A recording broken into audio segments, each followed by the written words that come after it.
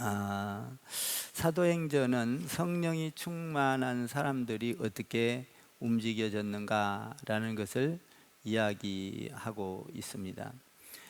우리가 신앙생활을 할 때는 성령이 충만해야 하나님의 소리를 들을 수 있고 또 하나님의 뜻을 발견하고 따라갈 수가 있습니다. 성령이 충만하면 놀라운 일들이 일어납니다.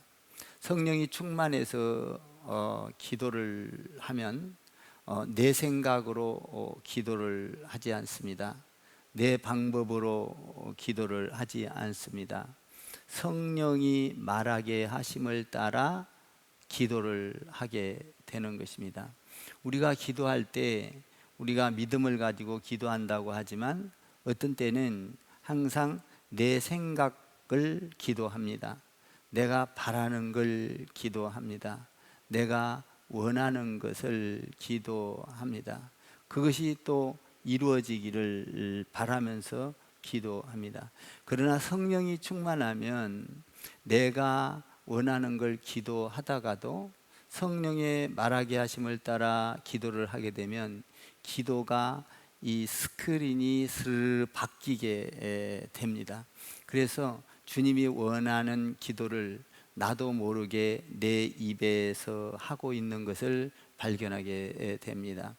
그래서 우리가 원하고 있는 것은 자동으로 그 뒤에 따라오는 것이죠. 우리가 기도할 때는 먼저 그 나라와 의를 구하라. 그리하면 너희에게 모든 필요한 것을 주시겠다고 약속하고 있습니다.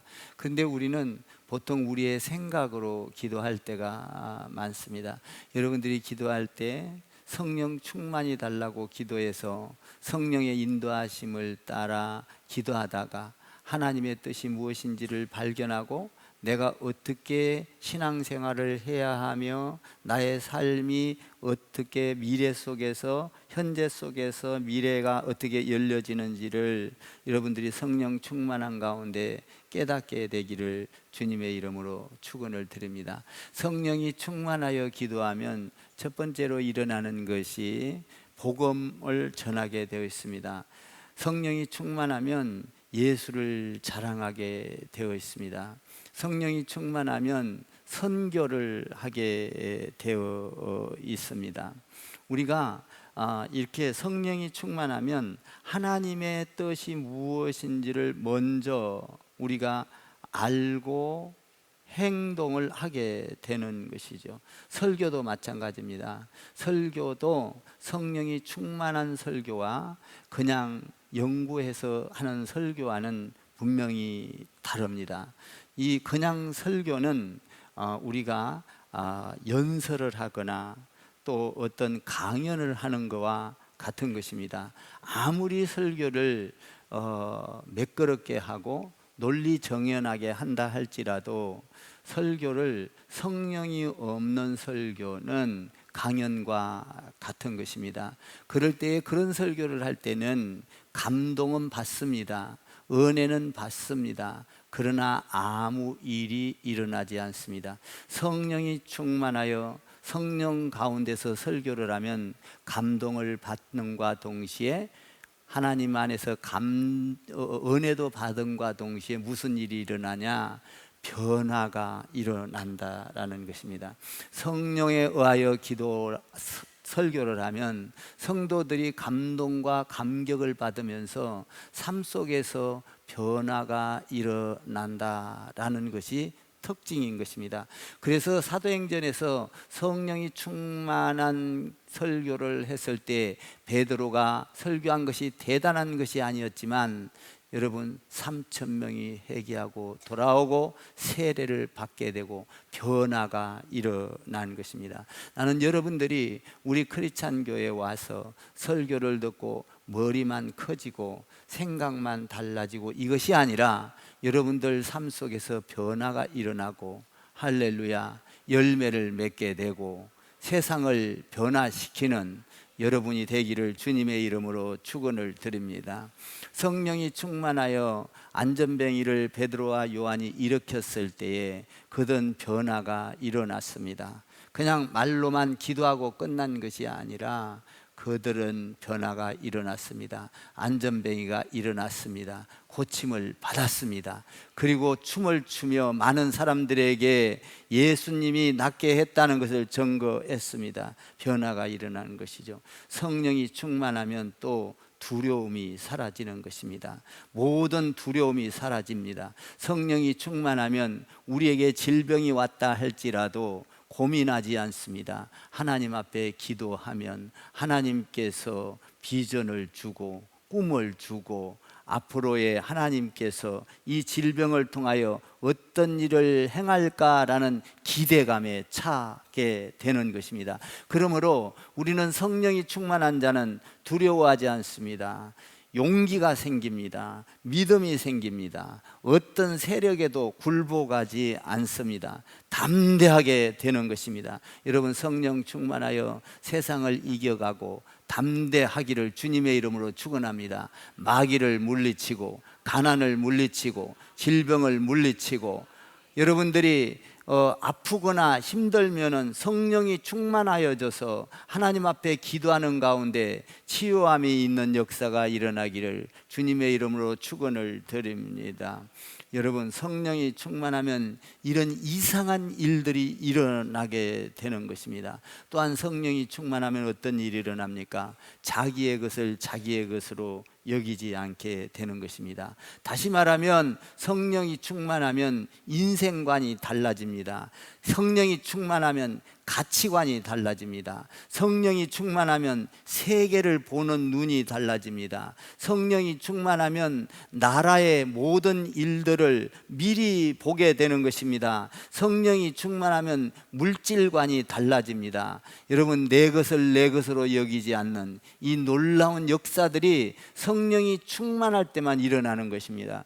여러분, 성령이 충만하지 않으면 내 것은 내 것이고 내 것은 남의 것도 내 것으로 하려고 하지 않습니까? 성령이 충만하지 아니하면 여러분, 내 것을 써는 것이 인색해집니다. 사실 사람들이 살아가면서 내 것을 아깝게 여기지 않은 사람이 누가 있겠어요? 누구든지 다 자기 것을 아깝게 여기고 귀중하게 여깁니다.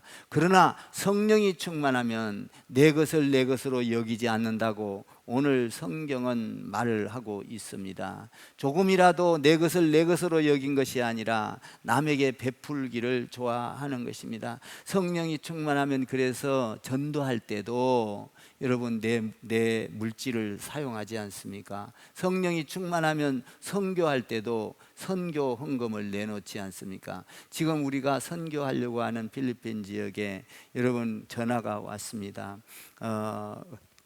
거기가 세부 지역인데 공항 근처예요. 그래서 막탄 공항이라고, 그래서 이제 그쪽에서 한 1시간만 떨어지면 아주 못 사는 지역이 있습니다. 그곳을 놓고 지금 기도하고 또 땅을 구입하려고 지금 계획하고 있습니다. 여러분들, 성령이 충만하기 때문에 여러분들이 그 선교하자 했을 때에 여러분들의 헌금을 내놓은 것입니다. 우리는 그것을 향하여 끝까지 기도하고 앞으로 많은 주의 나라, 성령이 충만하여 지상 명령을 이루어가게 될 것입니다. 성령이 충만하면 우리가 주님 앞에 주의 일을 하는데 게을러지지 않습니다. 또 성령이 충만하면 불쌍한 마음이 듭니다. 긍휼의 마음이 생깁니다. 남에게 관심이 있어집니다. 어려운 사람을 보면 돕고 싶어 합니다. 오늘 그런데 여기에서 성령이 충만할 때에 어떤 그 성령이 충만한 그 단체, 공동체를 보게 됩니다. 성령이 충만할 때는 어떤 일이 일어나는가? 첫 번째로 믿는 무리가 이렇게 되어 있습니다. 32절에 보니까 믿는 무리가 한 마음 한 뜻이 되어 모든 물건을 서로 통용하고 자기의 물건을, 자기의 재물을 조금도 자기의 것으로 여기지 아니했다, 이렇게 되어 있지요. 중요한 것은 성령이 충만하면 개인주의가 아니다는 사실을 여러분들이 알아야 합니다. 성령이 충만한 것은 믿는 무리가라고 되어 있습니다. 여기에는 놀라운 비밀이 숨어져 있는 것이죠. 성령이 충만할 때는 무리를 향하여 하나님께서는 이 공동체를 통하여 일을 하신다는 것입니다. 개인이 아닙니다. 공동체의 변화가 일어나는 것이죠. 그래서 하나님은 원대한 일, 다시 말하면 웅덩이의 일이 아니고 한 강의 일이 아니고 하나님께서는 바다와 같은 넓은 일을 하기를 원하는 것입니다. 하나님께서는 세계를 바라보고 계획을 세우기 때문에 성령이 충만하면 무리를 통하여 일을 하신다는 사실을 믿으시기 바랍니다. 오늘 여기 보니까 믿는 무리가 이렇게 되어 있습니다. 믿는 사람이 한 마음이 되었다, 이렇게 아니라 믿는 무리가라고 이야기를 하고 있습니다. 초대교회 때는 무리를 향하여 하나님께서 일을 했습니다. 개인이 아닙니다. 공동체에 하나님은 관심이 있습니다. 그러므로 우리는 하나님 안에서 한 마음이 된다는 것은 이 공동체의 하나가 돼야 된다는 것을 의미하고 있습니다. 그래서 우리가 기도를 할 때는 한 마음으로 기도합니다. 우리가 선교를 향하여 기도할 때는 전부 다 각자가 다 틀리지만 결국은 하나의 방향성을 갖고 기도를 한다라는 것이죠. 성령이 충만하면 한 명의 기도가 나 개인의 기도가 될 수가 없습니다. 한 마음이 되어 무리가 한 마음이 된다라는 것이죠. 여러분, 돈을 쓰는 것은 다 각자 다릅니다. 어떤 사람은 신발을 사고 싶어 하고, 어떤 사람은 옷을 사고 싶어 하고, 어떤 사람은 반지를 사고 싶어 하고, 어떤 사람은 시계를 사고 싶어 하고, 다 돈을 쓰는 방법은 다 다릅니다. 부부간에도 돈을 쓰는 방법이 다릅니다. 여러분, 돈을 갖고 쓸 때는 남자는 자동차를 사기를 원합니다. 여자는 소파를 사기를 원합니다. 여러분, 이런 식으로 우리가 돈을 같이 한 집에 살아도 하나가 되기가 쉽지를 않습니다. 다 각자 요구가 다른 것이죠. 그러나 성령이 임하면 부부가 하나 되고 공동체가 하나 되고 하나님 안에서 방향이 하나 되는 줄 믿습니다. 그래서 부부도 성령 충만할 때, 하나가 될 때 그 가정이 행복할 수가 있는 거예요. 여러분, 우리가 부부도 돈을 가지고 있어도 딴 주머니를 차고 각자의 생활을 하면 그 가정은 절대적으로 경제적으로 행복할 수가 없는 것입니다. 그러므로 성령이 충만하면 돈 쓰는 방향도 같아지고 언론도 하게 되고 하나가 되는 것입니다. 교회 안에도 마찬가지입니다. 교회 안에도 성령이 충만할 때, 우리가 바라고 원하는 것을 기도할 때, 막강한 힘으로 하나님 앞에 기도를 올릴 때 그 기도는 응답이 되어 우리 가운데 능력과 기적으로 다가오는 것을 믿으시기 바랍니다. 그래서 한 마음이 되었다, 한 뜻이 되었다, 무리가 한 마음이 되었다라고 말을 하고 있는 것입니다. 모든 무리, 한 공동체가 하나님 안에서 서로 물건을 통용했다, 재물을 내 것으로 여기지 아니했다. 여러분, 기도할 때 한 마음이 되기를 바랍니다. 전도할 때 한 마음이 되기를 바랍니다. 여러분들이 봉사할 때 한 마음이 되기를 바랍니다. 이거는 기도하고 성령이 충만할 때만 이루어질 수 있는 거예요. 기도하고 성령이 충만하지 아니하면 봉사를 하면서도 서로 다툼이 일어납니다. 서로 방법이 다릅니다. 서로 생각이 다릅니다. 자기 주장을 하게 되는 것이죠. 그러면 그 안에서 어떤 일이 일어나냐? 서로의 갈등이 생깁니다. 미움이 생깁니다. 죄를 짓고 마는 것입니다. 하나님의 일은 이루어질 수가 없어요. 성령이 충만하면 내 의견과 네 의견이 같아지게 되는 것입니다. 조율을 하게 되는 거예요. 기타를 칠 때에 여러분, 조율이 돼야, 여러분, 줄이 맞아야 아름다운 화음을 이루고 소리를 낼 수가 있는 것과 마찬가지입니다. 피아노도 마찬가지입니다. 같은 조율이 될 때, 이 화음이 조율이 될 때 아름다운 음악을 우리에게 선사할 수가 있는 것이죠. 마찬가지로 이것은 성령이 충만할 때만 우리 성도들이 하나가 되어서 조율을 할 수 있다라는 것입니다. 그래서 내 필요보다 남의 필요를 더 소중히 여기게 되는 것입니다. 남을 더 사랑하게 되는 것입니다. 내 몸과 같이 이웃을 사랑하게 되는 것입니다. 성령이 충만하면 이런 일들이 일어나는 것이죠. 성령이 충만하면 내 이야기를 많이 하지 않습니다. 성령이 충만하면 남의 이야기를 많이 듣게 되는 것입니다. 성령이 충만하면 자기 주장을 많이 하지 않습니다. 성령이 충만하면 남의 주장을 듣고 받아들이고 조율을 하는 것입니다. 하나님 안에서 무엇이 옳은가를 여러분 지혜를 구하면서 하나님 앞에 나아갈 때 우리는 성령으로 하나 되어 그 하나님의 일을 할 수가 있는 것입니다. 성령이 충만한 우리 교회가 되기를 주님의 이름으로 축복합니다. 축복합니다.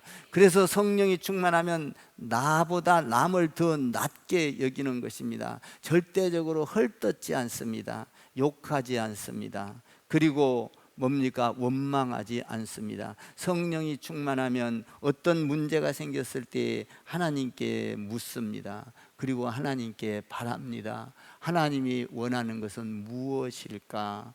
한번 하나님 앞에 생각하며 기도합니다. 저는 어떤 일이 있으면 어떤 활동을 하다가도 무슨 문제가 생기거나 어떤 어려운 소리가 들려오거나 성도들이 어떤 아픈 소식을 듣거나 그러면 즉각적으로 눈을 감습니다.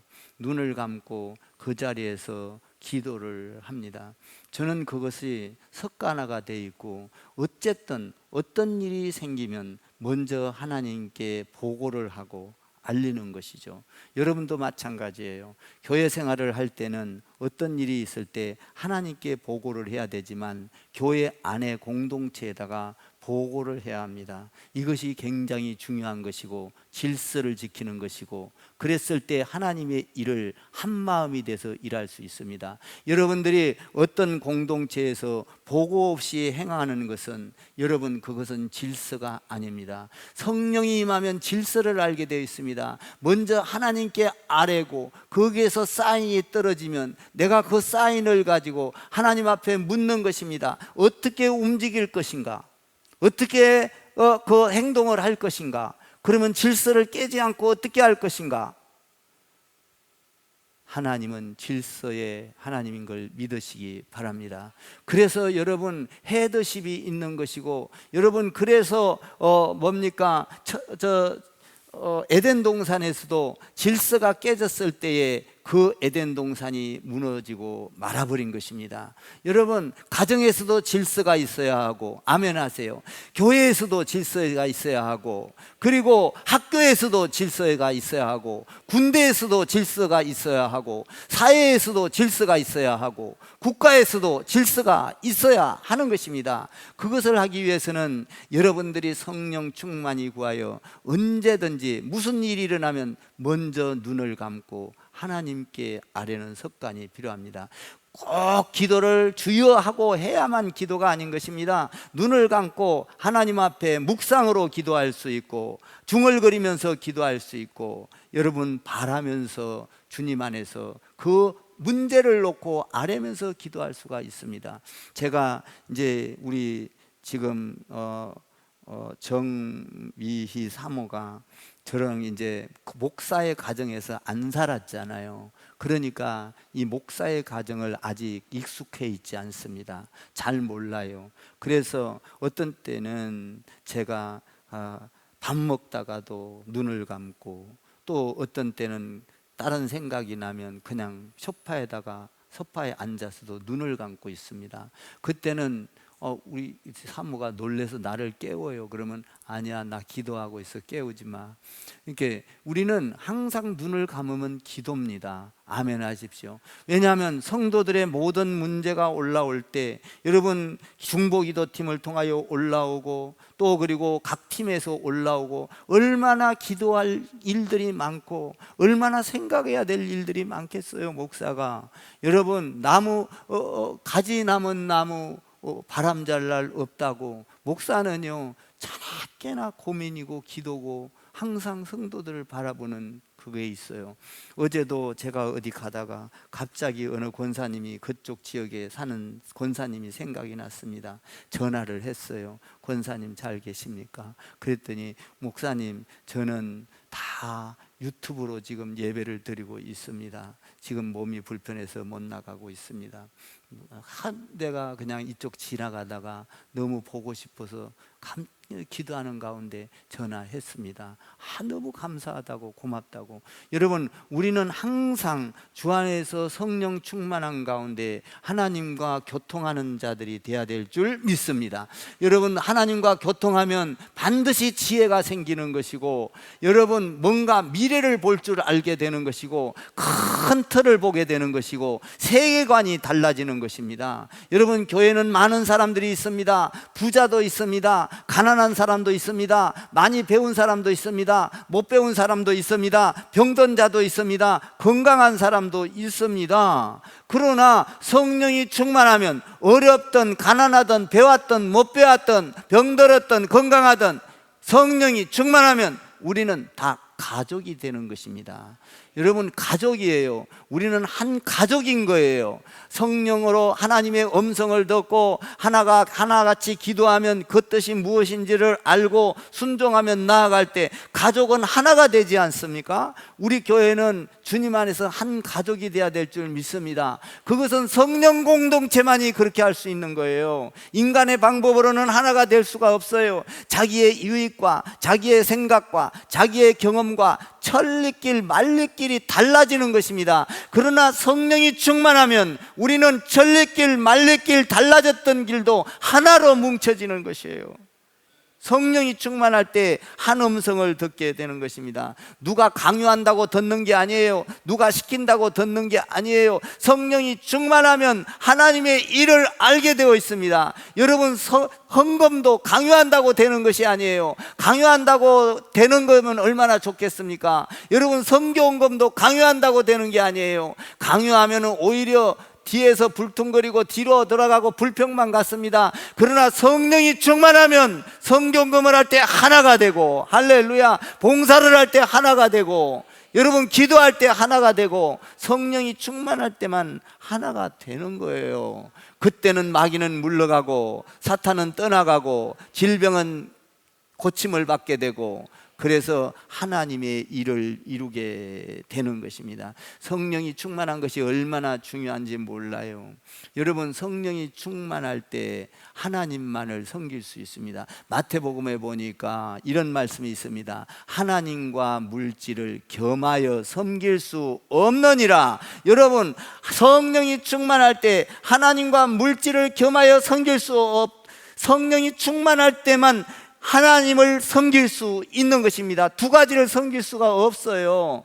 인간은 물질과 하나님을 겸하여 섬길 수 없습니다. 성령이 충만하면 하나님의 것과 내 것이 분리가 되는 것입니다. 하나님의 것이 먼저가 되는 것이죠. 여러분, 우리는 주님 안에서 성령이 충만한 저와 여러분이 되기를 바랍니다. 그래서요, 하나님을 위하여 돈도 쓰시고 건강도 쓰시고, 아멘. 우리가 건강하면 뭐합니까? 하나님 모르고 살다가 건강하면 무슨 소용이 있습니까? 아무 소용이 없습니다. 중요한 건, 건강보다도 더 중요한 건 내가 하나님 안에서 성령 충만하느냐가 중요한 것입니다. 여러분, 빌딩을 100개를 갖고 있어도 내가 예수 안 믿고 있다가 죽으면 소용이 없습니다. 빌딩을 하나도 안 갖고 있어도 내가 예수를 믿고 천국을 간다면 죽음이 그렇게 축복이고 행복일 수밖에 없는 거예요. 근데 수많은 지구를 내가 갖고 있다 할지라도 내가 예수 안 믿고 하나님 모르고 하나님 중심으로 안 살다가 죽는다면 지구를 갖고 있는 게 무슨 소용이 있겠습니까? 저는 장례식장에 가서 보면 그것을 맨날 느껴요. 야, 가난하게 살든 병들어서 죽든 예수 믿는 것이 이 세상에서 최고의 복이구나. 정말 아무 소용이 없는 거예요. 그래서 우리는 성령 충만한 가운데 항상 하나님께 의뢰하다가, 여러분 건강도 하나님을 위하여 써야 되고, 아멘. 여러분의 물질도 하나님을 위하여 써야 되고, 여러분 자녀가 잘 되는 것도 하나님을 위하여 써서 정말 그 잘 되는 것을 가지고 세계 가운데 하나님의 영광을 드러낸다면 그거보다 잘 된 것이 축복이 어디 있겠어요? 그러나 자녀가 잘 돼가지고 하나님도 모르고 내가 벌어서 내가 산다, 그렇게 산다면 여러분 그 가진 것이 무엇이며 지식이 무엇이며 능력이 무엇이겠습니까? 성령 충만하여 여러분들이 항상 주님께 아뢰다가 어려운 문제나 좋은 일이나 하나님께 보고를 드리고, 할렐루야, 하나님과 교통하면서 삶 속에서 그 평강을 누리는 저와 여러분이 되기를 바랍니다. 여러분, 사람들은 돈을 하나님처럼 생각하는 경우가 많습니다. 무엇이든지 돈만 있으면 된다, 무엇이든지 건강하면 된다. 여러분, 그것은 여러분 신앙이 아닌 거예요. 윤리나 도덕보다 더 중요하게 생각해야 될 것이 있습니다. 신앙은, 믿음은, 성령 충만한 것은 윤리나 도덕보다도 훨씬 더 중요한 것입니다. 여러분, 우리가 생각할 때 사회에 도덕적으로 우리가 많이 돕습니다. 윤리적으로 돕습니다. 그리고 뭡니까? 어디 세상 가운데서 기부도 합니다. 그러나 그 자선을 하는 것은 내 양심이 편하고 내가 도덕적으로 좀 괜찮고, 야, 내가 그래도 괜찮은 사람이다, 이걸로 끝나는 것입니다. 그냥 사회적으로 봉사하고 헌신하고, 이것은 남이 나를 알아주고 나를 조금 드러내고, 야, 그래도 저 사람 좀 괜찮은 사람이야, 도덕적으로 양심이 있는 사람이야, 이 정도로 끝나요. 그런데 여러분들이 교회 안에서 헌금을 하고, 교회 안에서 여러분들이 봉사를 하고, 여러분들이 교회 안에서 어떤 구제사역을 하고, 교회 안에서 하는 것은 여러분 도덕적으로 뿐만 아니라 그 교회 안에서 헌금을 하는 것은 구원을 일으킵니다. 생명을 만들어냅니다. 거듭나게 하는 것입니다. 영혼 세계를 거머쥐는 거예요.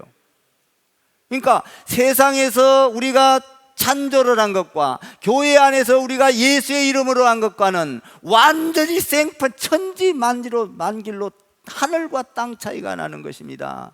하나님 안에서 하는 것은 생명이 잉태되는 것이고, 생명을 낳는 것이고, 여러분 거듭나게 하는 것이고, 구원이 일어나는 것입니다. 그러나 세상 가운데 하는 것은 아무것도 다 개인적으로만 남아요. 그거는 그냥 저 사람 훌륭했다, 도덕적이었다, 천국하고는 아무 관계가 없는 것입니다.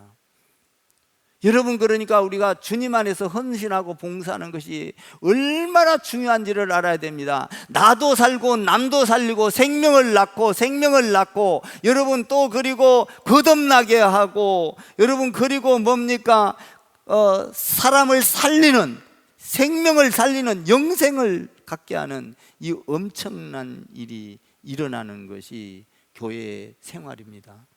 여러분, 그래서요, 교회는요, 오늘 여기도 보니까 개인이 하지 않습니다. 성령이 충만하니까 개인이 하지 않아요. 교회를 통해서 일을 하게 되는 것을 보게 됩니다.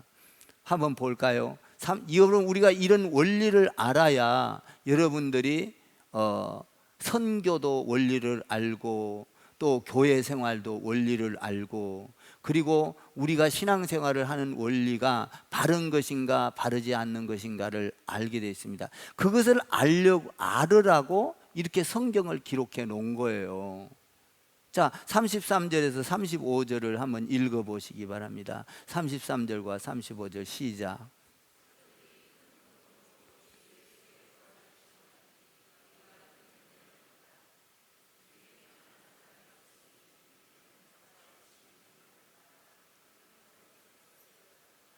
(35절)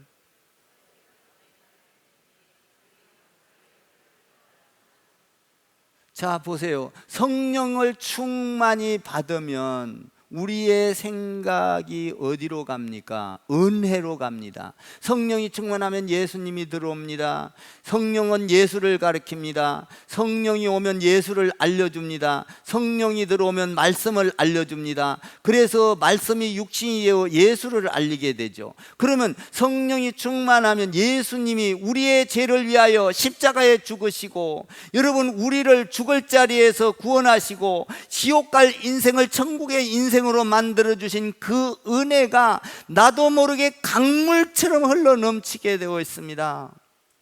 여러분, 그 주님의 은혜, 십자가의 은혜가 나를 둘러 덮을 때 그 은혜는 이루 감당할 수가 없는 거예요. 그러니까 오늘 여기 보니까 성령이 충만한 자들이 은혜를 받았다. 은혜가 오는 거예요. 은혜를 받으면은 어떻게 됩니까? 나를 위하여 죽어주신 그 은혜, 하나님 내가 드려도 드릴 것이 없을 정도로 내 모든 것을 드려도 아깝지 않은 은혜. 그래서 성령이 충만하면 은혜가 오는 가운데 오늘 뭐라고 하고 있습니까? 자기의 소유를 팔아 각 사람에게 나누어 주어 가난한 자가 없게 하였더라. 자기 물건 하나 아까운 사람이 어디 있겠어요? 그 은혜를 생각하면, 여러분 그 은혜를 생각하면 내 재능을 들여도 아깝지 않고, 내 몸뚱아리를 들여도 아깝지 않고, 내가 배운 모든 물질을, 가진 물질을 들여도 아깝지 않고, 내 것을 내 것으로 여기지 않는. 근데 거기에서 우리가 한 가지 배울 수가 있어요. 여기에서 우리가 이걸 배워야 되는 거예요. 그러면 은혜가 받았다고, 내가 은혜가 받았으니까 야 내가 막 마음대로, 야 돈도 내가 은혜를 받았으니까 막 줘야 되겠다, 그게 아닌 거예요. 오늘 여기에 보니까 뭐라고 하고 있어요? 이 자기의 집을 팔아다가 사도들 발 앞에 갖다 놨다 했어요. 자기가 돕지 않았다는 거예요. 자기가 도우면 어떻게 됩니까? 여러분, 성경은 자기가 개인적으로 돕는 것도 중요하지만 공동체를 생각하고 하나님의 나라를 생각하는 거예요. 여러분, 하나님의 나라를 보지 못하는 사람은 개인 행동을 해버리고 마는 것입니다. 그래서요, 어떻게 되느냐? 한 사람이 와서 예를 들어서 선교사가 와서 선교를 했다고 보고를 하고 설교를 하고 앞에 올려서 하나님 영광 돌리면은 어떤 사람은요, 야, 저 선교사 내가 도와야 되겠다, 개인적으로 도운 사람이 있습니다. 아니에요. 비성경적인 거예요. 왜 그래요? 그 사람이 계속 돕다 보면 한계가 있을 뿐만 아니라 그 사람이 돕고 돕는다 할지라도 선교헌금을 받는 자는 그 인간을 바라보게 되어 있습니다. 하나님을 바라보지 않아요. 그러면 그것은 하나님을 드러낼 수가 없는 거예요. 공동체에서 하나님의 영광, 큰 일을 할 수가 없는 겁니다. 그래서 사도들 발 앞에 갖다 놔서 그들은 교회를 통하여, 목사를 통하여, 사도들을 통하여 그 팔아온 것을 각자 나누어 줬더라. 아멘. 그랬을 때 하나님께 영광을 돌리는 것이 되는 거예요. 그러니까 돈을 써도 잘못 쓰면 하나님의 뜻과 어긋나는 거예요. 우리에게 이것을 가르쳐 주고 있는 겁니다. 그러니까 여러분, 교회가 얼마나 중요한가? 하나님은 교회 공동체, 다시 말하면 이스라엘 공동체가 교회 공동체 아닙니까? 모세의 공동체, 여러분 여호수아의 공동체, 여러분 이런 공동체를 통하여 하나님의 지상 명령 뜻을 이루고자 성경은 역사를 그렇게 기록해 놓고 있는 것이죠. 그러니까 이 공동체를 통하여 하나님께서는 하시고자 하는 일이 있는 것입니다. 그래서 오늘 여기 보니까 무리에게 은혜를 주셔서 하나님 성령 충만하게 하여 그 충만한 가운데 은혜를 받아, 그리고 밭과 모든 물건을 팔아다가 개인이 도운 것이 아니라 사도들 발 앞에 갖다 놓고 하나님 안에서 나누어 주었더라. 아멘. 이게 질서인 거예요. 질서. 자기가 교만해지지 않습니다. 내가 교만해진 사람은 그 다음 절 보니까 5절에서 자기가 도운 아나니아와 삽비라의 5장에서 그 사건이 일어납니다. 5장에 가면 개인주의로 들어가요. 아, 나도 자랑해야 되겠다. 나도 좀 드러내야 되겠다. 바나바처럼 나도 드러내야 되겠다. 바나바는 착한 사람이요, 의로운 사람이요, 선한 사람이라고 말하고 있습니다. 그런데 아나니와 삽비라는 남들을 그렇게 하는 것이 뭡니까? 시기심이 나서 다음 주에 보면은 5절에서 개인적인 행동을 했을 때에 그 자리에서 죽고 말아버리는 것입니다. 그것은 뭘 이야기하고 있어요? 그렇게 하지 말아라라는 거예요. 이것은 성경의 역사를 통해서 여러분 주님 오실 때까지 이 한 사건이 아니라 이 사건으로 끝나는 것이 아니라 주님 오실 때까지 교회가 세워지는 가운데 이것은 계속적으로 반복될 일이고 이런 일이 일어날 것이니까 이 샘플을 통하여 우리에게 정확하게 알려주고 있는 사건이다 이 말이에요. 이런 사건을 모르면 아나니아와 삽비라처럼 행동하고 마는 거예요. 그러니까 우리는 하나님 안에서 내가 성령이 충만할 때, 성령이 충만하면 하나님의 말씀을 볼 때도 하나님의 말씀이 눈 안으로 살아서 튀어들어오는 것입니다.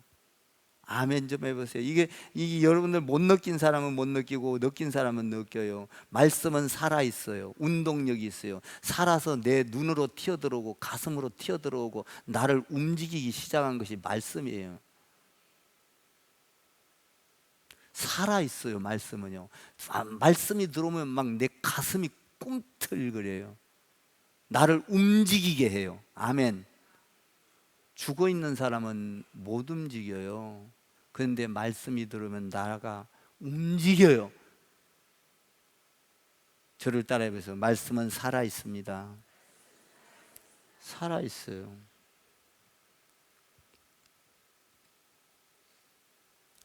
말씀이 살아있기 때문에 말씀은 능력이 되고 기적이 되고 죽은 자를 살리고 병든 자를 고치고 귀신을 쫓아내고 이러는 거예요.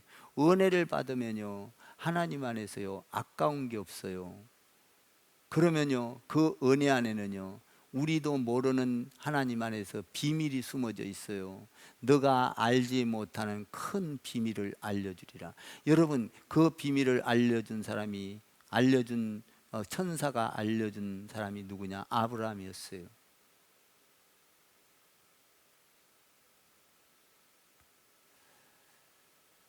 우리는 성령이 충만해서 경제를 어려움을 겪고 있을 때 물질을 쫓아가는 것이 아니라 아무리 어려워도 하나님을 쫓아가는 여러분 되기를 바랍니다.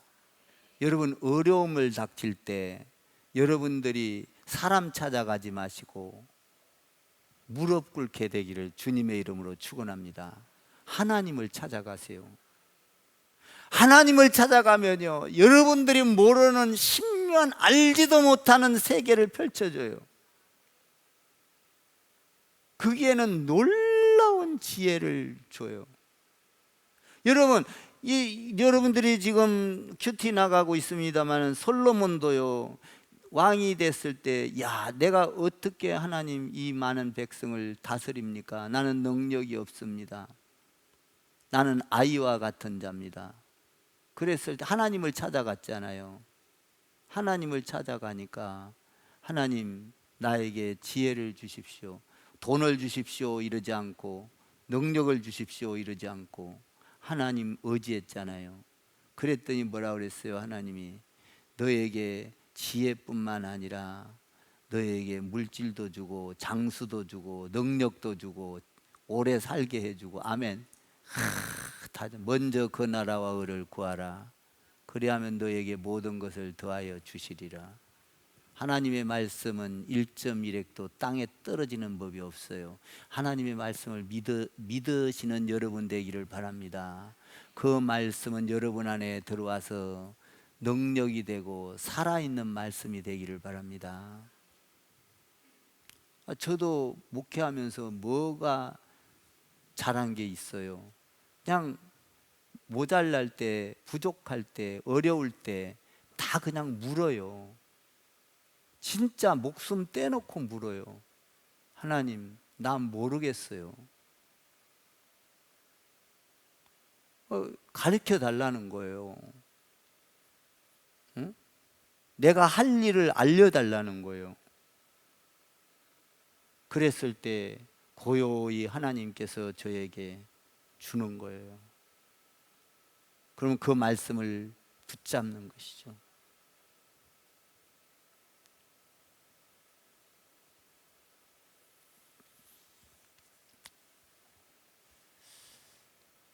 여러분, 이 은혜는요, 다른 사람이 받는 게 아니에요.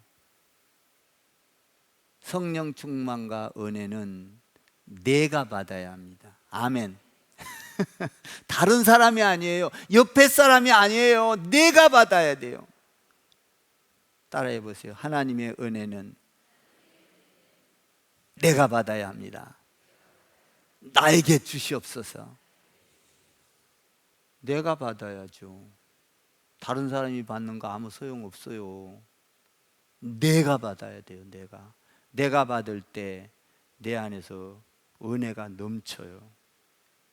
그랬을 때 남에게 나눠줄 수가 있는 거예요.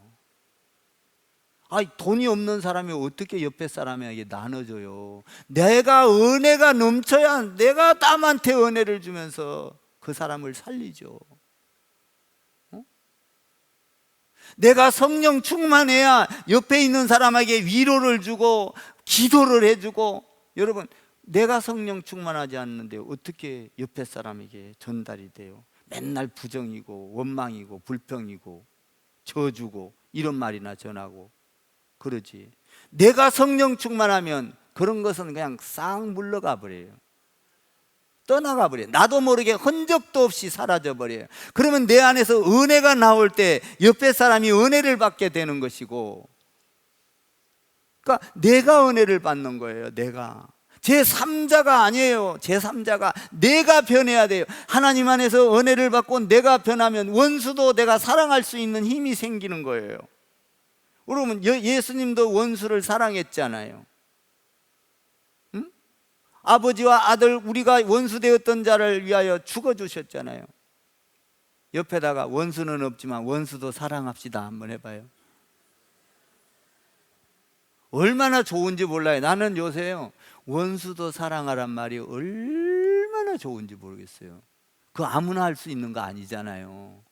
원수도 사랑하라. 야, 이건 진짜 너무나 깊고도 할 수 있을까? 우리 주님 하셨는데. 하나님, 원수를 사랑할 수 있는 사랑을 나한테 주세요. 저는 그렇게 기도해요. 내가 사랑할 수 있는 힘이 없거든요.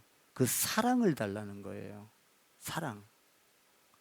저를 따라해 보세요. 사랑은 모든 허물을 덮느니라. 사랑 외에는 할 수 없어요. 사랑. 여러분, 남편을 사랑하세요. 어째 소리가 적어. 남편을 사랑하세요. 아내를 사랑하세요.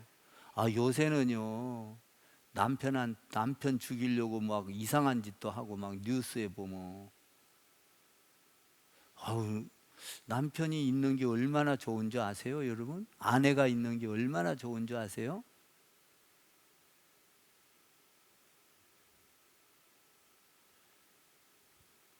여러분, 요새요, 뭐 뉴스 들어서 알지만 어디 음식점에 가가지고 뭐 젤리 먹었는데 마약이 섞여 있어서 뭐 어쩌고 이런 말 뜨잖아요. 함부로 얻은 거 잘 먹지 마세요.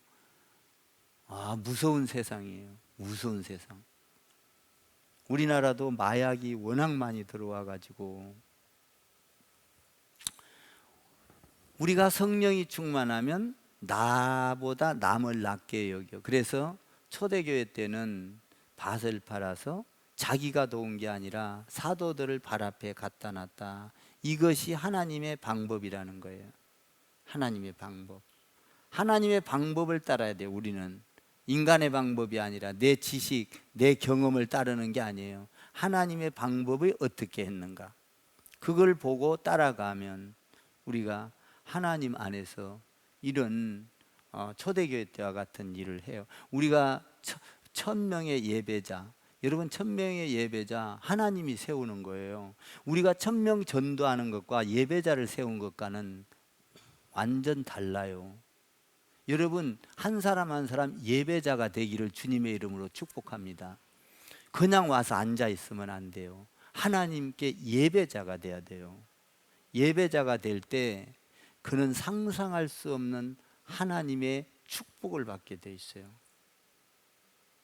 하나님이 얼마나 예뻐하겠어요. 예배자가 되면 하나님을 높이는 자, 하나님을 찬양하는 자, 하나님의 영광을 위하는 자. 여러분 헌금도요 예배자가 돼야 돼요. 그냥 내가 의뢰껏 드리는 게 아니라 하나님을 경배하고 하나님의 나라를 위해서 드려야 해요. 아멘. 예배자가 돼야 된다고요. 예배자. 나는 1000명의 예배자를 놓고 기도할 때마다 너무나 그 단어가 너무 좋아요. 1000명 전도하게 해주소서 하고 완전히 다른 거야. 1000명의 예배자. 한 명 한 명의 예배자가 돼야 된다는 거예요. 저도 그래서요 오늘 예배자가 되기 위해서요 싹 목욕하고 다 새 걸로 갈아입고 하나님 앞에, 성도들 앞에 내 마음을 다하여 서야지,